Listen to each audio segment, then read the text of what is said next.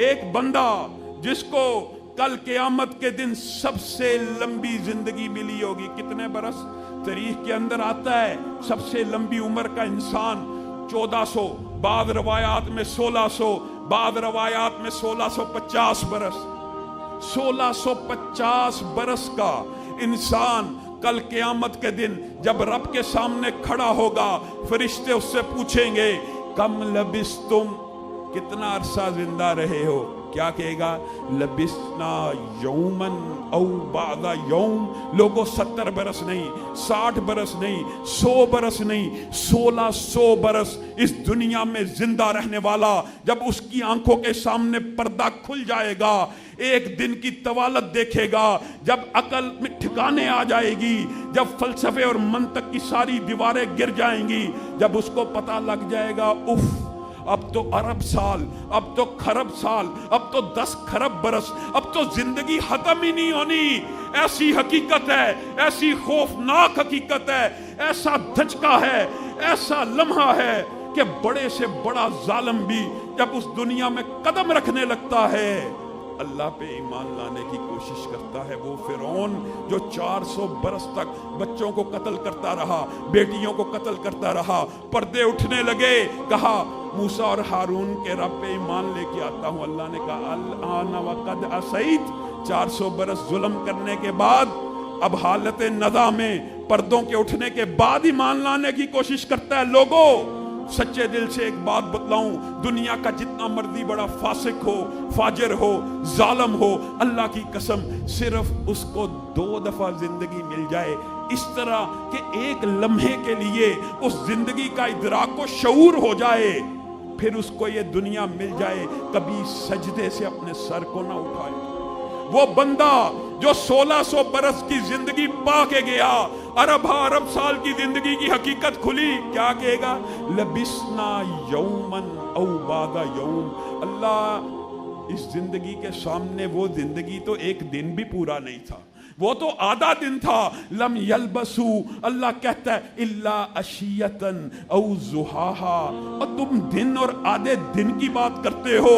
اللہ کہتا ہے چیخ اٹھیں گے، پکار اٹھیں گے، یہ زندگی اف، یہ زندگی جس کا ختم ہی کوئی نہیں، جس کا اختتام ہی کوئی نہیں، جس کا اینڈ ہی کوئی نہیں، جس کی اخیر ہی کوئی نہیں، اس کے مقابلے میں دنیا کی زندگی تو ایک پہر بھی نہیں، ایک ضحیٰ بھی نہیں، ایک عشیہ نہیں، نہ عشاء کا ایک لمحہ ہے، نہ دوپہر کا ایک لمحہ ہے، یہ تو ایک پہر بھی زندگی نہیں گزاری ہم نے۔ دنیا کی حقیقت انسان کے سامنے موت کے بعد آتی ہے۔ نبی کریم صلی اللہ علیہ وسلم آپ کو اور مجھے سمجھاتے دنیا سے چلے گئے، کیا کہا؟ اللہ کے نزدیک اس پوری دنیا کی حیثیت اگر مچھر کے ایک پر کے برابر بھی ہو، مچھر کے پر کے برابر۔ اللہ کون ہے؟ اللہ کا تعارف ہم نے سمجھا ہی نہیں۔ اللہ بہت بڑا ہے، یہ ایک الگ باب ہے۔ رب کہاں پہ ہے؟ اپنے عرش پہ ہے۔ عرش کتنا بڑا ہے، کرسی کتنی بڑی ہے، آسمان کتنے بڑے ہیں، یہ ایک لمبا چوڑا موضوع ہے۔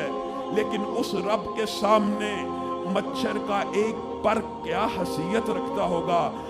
نبی کریم صلی اللہ علیہ وسلم ارشاد فرماتے ہیں اگر اللہ کے نزدیک اس دنیا کی حیثیت مچھر کے ایک پر کے برابر بھی ہو تو اللہ اپنا انکار کرنے والوں کو، اللہ اپنا کفر کرنے والوں کو، اللہ کو نہ ماننے والوں کو دنیا میں ایک گھونٹ پانی بھی نہ پلائے۔ لوگوں اللہ کے نزدیک یہ دنیا مچھر کے پر کے برابر بھی نہیں، اور میرے اور آپ کے نزدیک یہی دنیا اصل ہے۔ اسی دنیا کا سونا، اسی دنیا کی چاندی، اسی دنیا سے نکلنے والے ہیرے جواہرات میں اور آپ اکٹھے کرتے ہیں، رہ کہاں جانے ہیں؟ اسی دنیا میں رہ جانے ہیں۔ اللہ کی قسم اس دنیا کے سونے کے اندر ایک ماشا بھی کمی واقع نہیں ہو سکتی۔ جتنا اللہ نے پہلے دن پیدا کیا اتنا ہی آخری دن بھی ہونا ہے۔ ایک ماشا چاندی میں اضافہ نہیں ہو سکتا جتنی اللہ نے پہلے دن پیدا کی۔ وَلِلَّهِ مِيرَاثُ السَّمَاوَاتِ، اللہ ہی کے لیے یہ جو سونا چاندی ہے جس کے لیے جھگڑتے ہو، جس کے لیے لڑتے ہو، یہ اسی دنیا میں رہ جانا ہے۔ آخری انسان نے بھی جب دنیا سے رخصت ہو جانا ہے، ساری دنیا کا مال دنیا کے اندر ہی چھوڑ کے جانا ہے، کسی نے اس جگہ لے کے نہیں جانا۔ اس جگہ کیا جانا ہے؟ اس جگہ آپ کے اور میرے اعمال جانے ہیں۔ نبی کریم صلی اللہ علیہ وسلم آپ کو اور مجھے سمجھانا چاہتے ہیں۔ کیا سمجھانا چاہتے ہیں؟ کہتے ہیں دنیا کی حیثیت میری نظر میں کیا ہے؟ صحابہ کو یہ بات بتلانا چاہتے ہیں۔ ایک بکری کا بچہ پہاڑ کے اوپر مرا ہوا پڑا ہے، نبی کریم صلی اللہ علیہ وسلم نے فرمایا اس مردہ بکری کے بچے کی میرے صحابہ تمہاری نظر میں کیا وقت ہے، کیا اہمیت ہے، جس کے اندر سے بدبو آ رہی ہے، جس کے اندر سے سمیل آ رہی ہے، جو بالکل گل سڑ چکی ہے۔ صحابہ نے کہا یہ تو ہم میں سے کوئی 1 دینار کی بھی نہیں خریدے گا، 1 دینار کی بھی، 1 دینار کی بھی کوئی یہ بکری نہیں خریدے گا۔ وجہ کیا ہے؟ اس کی تو کھال بھی کام آنے والی نہیں۔ تو نبی کریم صلی اللہ علیہ وسلم نے فرمایا اللہ کی قسم، اللہ کے نزدیک اس پوری دنیا کی حیثیت اس بکری کے بچے کے برابر بھی نہیں۔ لوگوں صحیح حدیث ہے، نبی کریم صلی اللہ علیہ وسلم نے ارشاد فرمایا اور اگر نیکی کرنی ہے تم نے اپنی جان کو آسان کرنا ہے، اپنے اوپر احسان کرنا ہے، کسی کے اوپر احسان نہیں کر رہے۔ نبی کریم صلی اللہ علیہ وسلم نے فرمایا دنیا کے سارے انسان کافر ہو جائیں، برے بن جائیں۔ کتنے برے؟ دنیا کے اندر جو سب سے بڑا بدبخت ہے، سارے کے سارے انسان اس جیسے ہو جائیں، اس جیسی نیچر کے، اس جیسے گناہگار، اتنے ہی گناہ کر لیں، اللہ کی بادشاہی میں رائی برابر کمی نہیں ہوتی۔ اللہ کی بادشاہی میں پوری دنیا گناہگار ہو جائے، رائی برابر کمی نہیں ہوتی۔ اور کسی مغالطے میں نہ رہنا۔ نیکیاں کرنے والوں، یہاں پر آ کے دین کی تعلیم حاصل کرنے والوں، دین کی تربیت لینے والوں، اپنی قبروں کو ٹھنڈا کر رہے ہو، اپنے لیے آسانی پیدا کر رہے ہو، اپنی آخرت سنوار رہے ہو، تم سب کتنے نیک ہو جاؤ۔ اللہ کے نبی نے کتنی عظیم بات کی ہے۔ ایک حدیث انسان کی زندگی کو بدل سکتی ہے۔ تم میں سے ہر انسان تم میں سے سب سے بڑے متقی کے جیسا ہو جائے۔ سب سے بڑا متقی انسانوں میں کون ہے؟ نبی کریم صلی اللہ علیہ وسلم ہے۔ نبی کریم آپ کو اور مجھے سمجھا رہے ہیں اگر تم سارے کے سارے انسان دنیا کے سب سے زیادہ متقی انسان جیسے بن جاؤ، نبی کریم صلی اللہ علیہ وسلم جیسے ہلاک ہو جائیں، اعمال ہو جائیں، سارے کے سارے انسان اتنے نیک ہو جائیں، اللہ کی بادشاہی میں رائی برابر بھی اضافہ نہیں ہوتا۔ لوگوں ہم کس باغ کی مولی ہیں؟ ہم تھوڑی سی نیکی کر لے، ہم سمجھتے ہم نے کوئی بہت بڑا کام کر لیا۔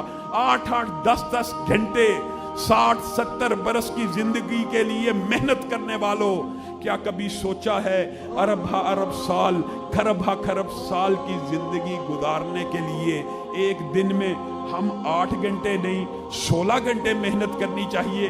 کم از کم دگنی محنت کریں۔ نہیں، دگنی بھی نہیں، 8 بھی نہیں کرتے ہم تو دنیا کے لیے جتنی محنت کرتے اتنی بھی نہیں کرتے۔ اللہ کا بھی مطالبہ نہیں، اللہ بھی تم سے یہ تقاضا نہیں کر رہا، اللہ بھی بہن بیٹیوں سے، میرے بھائیوں سے صرف یہ تقاضا کر رہا ہے کہ جب مؤذن حی علی الصلاۃ کہے، حی علی الفلاح کہے، پھر دکانوں کے شٹر گر جانے چاہیے، پھر کاروبار بند ہو جانے چاہیے۔ یہ رب کی پکار ہے، یہ رب کی آواز ہے، یہ فلاح کا رستہ ہے۔ پورے دن کے اندر با جماعت 5 نمازیں پڑھنی ہو، گھر سے آنے جانے کا سفر ملا لو، 1.5 سے 2 گھنٹے لگتے ہیں۔ 24 گھنٹے میں ارب سال کی زندگی کے لیے صرف 1.5 گھنٹہ محنت کر لو، اللہ 24 گھنٹے عبادت میں لکھ دے گا۔ اور بہنیں گھر میں آدھا گھنٹہ میں گارنٹی سے کہتا ہوں 40 منٹ لگتے ہوں گے، 5 نمازوں کو ادا کر لیں، 24 گھنٹے اللہ عبادت میں لکھ رہا ہے۔ اللہ اجر لکھنے میں کمی نہیں کرتا.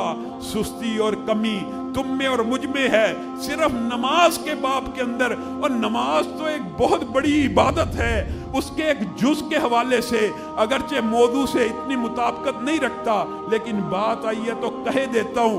ابھی نماز نہیں پڑھتا, صرف وضو کرتا ہے. حدیث میں آتا ہے ہاتھ دھوئے ہاتھ کے گناہ معاف, ناک دھویا ناک کے گناہ معاف, چہرے کے گناہ معاف, منہ دھویا پلکوں کے, آنکھوں کے, کانوں کے گناہ معاف. جب پاؤں دھوتا ہے پورے جسم کے گناہ معاف ہو چکے ہوتے ہیں. اگر نماز کے مقدمے کے اندر سارے کے سارے گناہ معاف ہو گئے تو نماز میں تیرے رب کی رحمت کتنی ہوگی. ابھی نماز کے لیے گھر سے نکلا ہے, نبی کریم صلی اللہ علیہ وسلم نے ارشاد کیا ہے کہ اس کا سٹیٹس بدل گیا, اس کا رتبہ بدل گیا, اس کا مقام بدل گیا. اے آقا کیا مقام بدل گیا, کیا سٹیٹس بدل گیا؟ نبی کریم نے کہا وضو کر کے گھر سے نکلا ہے تو ایسے ہو گیا جیسے حج کے لیے احرام باندھنے والا. چھوٹی بات ہے. اگر گھر سے نکل کر ابھی نماز کے لیے چلا ہے, اللہ اس کا سٹیٹس حالت احرام کا کر رہا ہے. مسجد میں جانے کے بعد اس کا سٹیٹس کیا ہو؟ بہن گھر میں وضو کر رہی ہے, اللہ اس کا سٹیٹس بدل رہا ہے. نماز ادا کرنے کے بعد کیا سٹیٹس ہوگا؟ یہ ایک لمبا چوڑا طویل مضمون ہے. نبی کریم صلی اللہ علیہ وسلم دنیا کی حقیقت تمہیں اور مجھے کیسے سمجھا رہے ہیں؟ اپنے صحابہ کو سمجھا رہے ہیں. نبی کریم ایک مرتبہ لیٹے ہوئے چہرے پہ چند نشان پڑ گئے. صحابہ کے دل کو چوٹ لگی. ہمارا بادشاہ ہے, ہمارا نبی ہے, ہمارا رسول ہے, والی بطحہ ہے, کائنات کا تاجدار ہے, چٹائی پہ لیٹا ہوا, کھجور سے بنی ہوئی صف پہ لیٹا ہوا, اٹھا ہے, چہرے پہ اس کے نشان پڑ چکے ہیں. آقا کوئی محملی بستر لایا جائے, آقا کوئی ریشم کا بستر بچھایا جائے. نبی کریم صلی اللہ علیہ وسلم کبھی غصے میں نہیں تھے آتے, کبھی ان کے ماتھے پہ سلوٹ نہیں تھی پڑتی. صحابہ کو ڈانٹتے ہیں, تم نے مجھے کیا سمجھا ہے؟ میں محمد صلی اللہ علیہ وسلم کی مثال ایک مسافر کی سی ہے اس دنیا میں. تم کیا سمجھتے ہو میں یہ بچھونے دنیا کے اندر اپنے نیچے بچھاؤں اور جنت میں ان سے محروم رہ جاؤں؟ حالانکہ بچھونے کے اوپر سویا جا سکتا تھا. نبی کریم صلی اللہ علیہ وسلم ایسے پیغمبر ہیں, ایسے رسول ہیں, انہوں نے غربت کو اختیار کیا. ان کے اوپر غربت اضطراری نہیں تھی, ان کے اوپر غربت جبری نہیں تھی, انہوں نے غربت کو اختیار کیا. آپ کو اور مجھے چھوٹ دی, نرم بچھونوں پہ سونا ہے سو جاؤ, لیکن زندگی کے مقصد کو نہ بھولنا. یہ دنیا عارضی گھر ہے. نبی کریم صحابہ کو سمجھا رہے ہیں ایک درخت ہوتا ہے, ایک درخت ہوتا ہے, چھاؤں دار ہوتا ہے. ایک مسافر کچھ دیر کے لیے اس کے نیچے رکتا ہے, کس لیے؟ ریسٹ کرنے کے لیے. اس درخت کے نیچے صحابہ کو سمجھا رہے ہیں کیا کبھی مسافر نے کسی درخت کے نیچے گھر بنایا ہے؟ کیا آرزوؤں کے محلات کو سجایا ہے؟ نہیں نہیں, میں محمد صلی اللہ علیہ وسلم کی مثال ایک مسافر کی سی ہے جو درخت کے نیچے مثال دنیا کے ساتھ دے رہے ہیں. یہ پوری کی پوری دنیا کی زندگی بندہ مومن کے لیے ایک درخت کے نیچے رہنے والے مسافر کی طرح ہوتی ہے. وہ اس دنیا میں آرزوؤں کے محلات نہیں سجاتا, وہ اس دنیا کے اندر پلازے بلڈنگیں اور انہی چیزوں کے پیچھے نہیں بھاگتا, اگرچہ جائز ہیں. لیکن اگر ایک بندہ حد سے تجاوز کر جائے, دنیا ہی کے پیچھے بھاگتا رہے, دنیا ہی کی کاروبار میں پڑتا رہے, صرف دنیا ہی اس کا مقصد ہو جائے, پھر آخرت کو بندہ بھول جاتا ہے. دنیا کے پیچھے بھاگنے سے آخرت چھن جاتی ہے. هل ننبئکم بالاخسرین اعمالا, کیا میں تمہیں خبر نہ دوں سب سے زیادہ خسارے کا سودا کس نے کیا؟ الذین ضل سعیہم فی الحیاۃ الدنیا, یہ وہ لوگ ہیں جنہوں نے دنیا ہی کی زندگی کو اصل سمجھا, اسی کے لیے 8 گھنٹے اسی کے لیے 10 گھنٹے محنت کی. وَهُمْ يَحْسَبُونَ أَنَّهُمْ يُحْسِنُونَ صُنْعًا. اور ان کے بیوی بچوں نے کہا, ان کے بیٹوں نے کہا, ان کے بھائیوں نے کہا, تم بڑا اچھا کام کرتے ہو, تم بڑا عمدہ کام کرتے ہو. انہوں نے تو یہ کہا کہ تم بڑا اچھا کام کرتے ہو, بڑا عمدہ کام کرتے ہو, دنیا کی ہر آسائش ہمیں دی ہے. اللہ کہتا ہے اگر یہ دنیا کے اندر مگن ہو کر آخرت کو بھول بیٹھا, فَلَا نُقِيمُ لَهُمْ يَوْمَ الْقِيَامَةِ وَزْنًا. ایسے لوگوں کا قیامت کے دن میں نامہ اعمال ہی نہیں تولوں گا.